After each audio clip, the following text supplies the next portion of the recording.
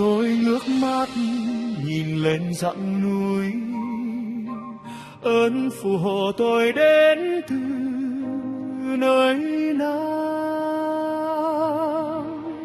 Ơn phù hộ tôi đến từ Đức Chúa là đấng